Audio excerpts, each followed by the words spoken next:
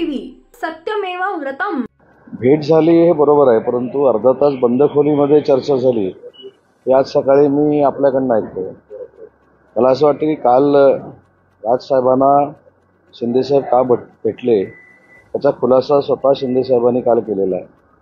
विधानसभेच्या निवडणुकीनंतर अनेक वेळा भेटण्याची चर्चा सुरू होती आणि काल भेटल्यानंतर स्नेहभोजनाचं त्यांना निमंत्रण होतं आणि त्यांनी स्वतः सांगितलं, मी देखील त्याचा साक्षीदार आहे, की जवळजवळ 1 ते 1.5 तास शिवसेनेच्या प्रवासावर आणि वंदनीय बाळासाहेबांच्या पूर्वीच्या सगळ्या कार्यप्रणालीवर त्या दोघांनी मिळून चर्चा केली। त्याच्यामध्ये कुठेही राजकीय चर्चा मी तिथं असताना तरी झाली नाही आणि सुरुवातीपासून शेवटपर्यंत मी त्या ठिकाणी होतो आणि म्हणून बंद खोलीत चर्चा झाली, 4 भिंतीच्या आत चर्चा झाली असं कुठेही झालं नाही। काल जी चर्चा झाली त्या चर्चेमध्ये मनसेचे 3 नेते होते, त्याच्यामध्ये अमेय खोपकर होते, संदीप देशपांडे होते आणि अभिजित पानसे होते आणि मी देखील तिथे एका कार्यक्रमाला मुंबईत असल्यामुळं मला साहेबांच्या आदेशाने तिथे जावं लागलं, पण कुठेही अशी गोपनीय आणि काही चर्चा झाली नाही, राजकीय कुठचीच चर्चा झाली नाही। गेल्या अनेक दिवसांपासून मनसेची नाराजी वगैरे हे सगळ्या चर्चा सुरू होत्या, कुठेतरी आता निवडणुकीच्या पार्श्वभूमीवर काहीतरी सकारात्मक पहिली गोष्ट अशी आहे की राजकीय नाराजी असेल किंवा राजकीय गोष्टी असतील हा कालच्या भेटीचा साहेबांचा भागच नव्हता। त्यांचे पूर्वीपासून जे संबंध राजसाहेबांबरोबर होते ना, राजसाहेबांचे त्यांच्याबरोबरचे होते, त्यामुळे विधानसभेच्या निवडणुकीनंतर त्यांना भेटायचं होतं आणि काल तो योग जुळून आला। त्याच्यामुळं काही लोकांनी सांगितलं की मंगळवार होता, गणपतीचा वार होता म्हणून साहेबांनी ती योग जुळवून आणला किंवा राजसाहेबांनी जुळवून आणला। कुठेही राजकीय चर्चा झाली नाही आणि भविष्यामध्ये राजकीय चर्चा दोघांना जर करायची असेल तर तुम्हाला सगळ्यांना सांगून करतील। दुसरी महत्त्वाची गोष्ट काल साहेबांनी सांगितली ती म्हणजे आमची महायुती आहे, शिवसेना आणि भाजपची युती ही अवैध आहे, त्याच्यामुळे कुठेही शंका सूत्र त्यांच्याकडनं अशा गोष्टी होऊ नयेत की आम्ही काही वेगळ्या गोष्टीसाठी भेटलो। कुठेही राजकीय चर्चा झाली नाही, महायुती ही अभेद्य आहे। भाजपाचे नेते देवेंद्रजी असतील आणि आमचे नेते एकनाथ शिंदे साहेब असतील, त्यांच्यामधलं बॉन्डिंग हे स्ट्रॉंग असल्यामुळं कालच्या भेटीचा आणि राजकीय काही संबंध नाही। ठाकरे गटाचा आज नाशिकमध्ये मेळावा पहिलाच मेळावा शिवसेना युबीटीचा जो नाशिकचा निर्धार की निश्चय मिळावा असा आहे।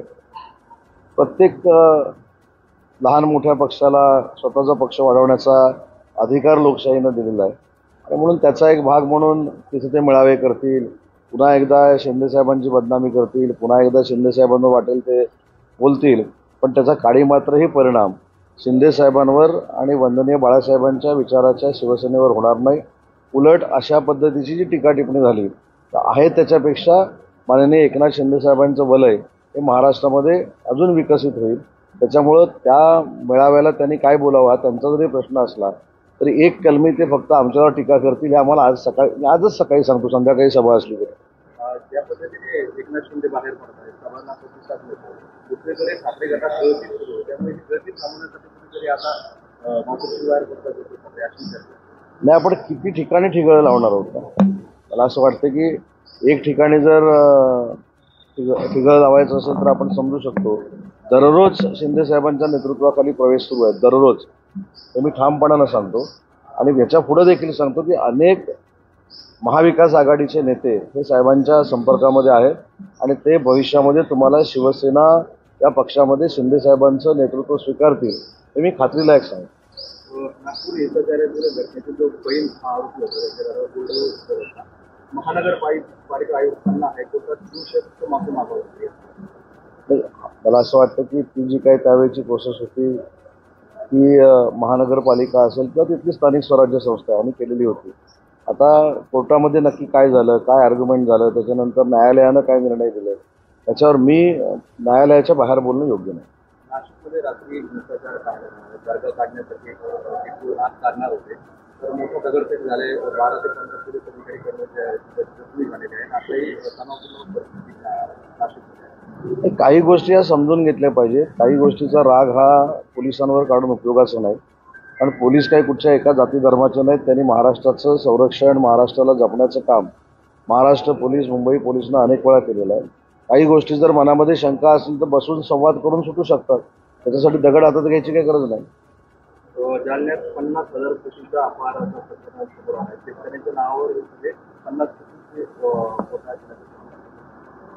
जालनाच नाही, महाराष्ट्रामध्ये अशा पद्धतीनं कुठं झालं असेल आणि ते पुराव्यानिशी जर सिद्ध झालं तर संबंधित यंत्रणेने जे केलेलं आहे त्याच्यावर कारवाई करू ना.